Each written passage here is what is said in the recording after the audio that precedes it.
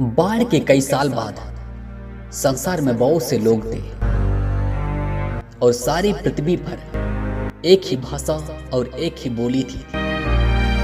लोगों ने परमेश्वर की आज्ञा नहीं मानी। वे एक साथ इकट्ठे हुए और एक शहर का निर्माण किया। फिर उन्होंने स्वर्ग तक लंबी छोटी बनाने का निर्माण किया। परमेश्वर ने देखा सब एक ही दल के हैं और भाषा भी उनकी एक ही है, और उन्होंने ऐसा ही काम आरंभ किया। और अब जो कुछ वो करने का यत्न करेंगे उसमें से उनके लिए कुछ भी अनहोना ना होगा। इसलिए परमेश्वर ने उनकी भाषा को विभिन्न भाषाओं में बदल दिया और उन्हें वहां से सारी पृथ्वी पर फैला दिया। जिस शहर का वह निर्माण कर रहे थे उसका नाम बेबीलोन था। सैकड़ों वर्षों के बाद परमेश्वर ने एक मनुष्य से बात की जिसका नाम अब्राम था। परमेश्वर ने अब्राम से कहा, अपने देश और अपने परिवार और अपने पिता के घर को छोड़कर उस देश में चला जा जो मैं तुझे दिखाऊंगा। परमेश्वर के वचन के अनुसार अब्राम चला।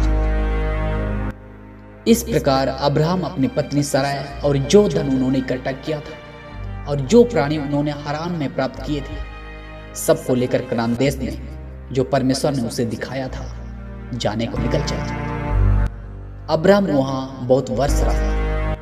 फिर परमेश्वर ने अब्राहम के साथ वाचा बांधी। परमेश्वर ने अब्राहम से कहा, अपने चारों ओर देख, क्योंकि जितनी भूमि तुझे दिखाई देती है उस सब को मैं तुझे और तेरे वंश को दूंगा। मैं तुझे आशीष दूंगा और तेरा नाम महान करूंगा। मैं तुझसे एक बड़ी जाति बनाऊंगा और मैं तेरा परमेश्वर होऊंगा। जो तुझे आशीर्वाद दे उन्हें मैं आशीष दूंगा, और जो तुझे कोसे उसे मैं श्राप दूंगा, और भूमंडल के सारे कुल तेरे कारण आशीष पाएंगे। तुम में से एक एक पुरुष का खतना हो जो वाचा मेरे और तुम्हारे बीच में है, उसका यह चिन्ह। और अब्राहम ने परमेश्वर की आज्ञा मानी। अब्राहम ने परमेश्वर की वाचा पर विश्वास किया।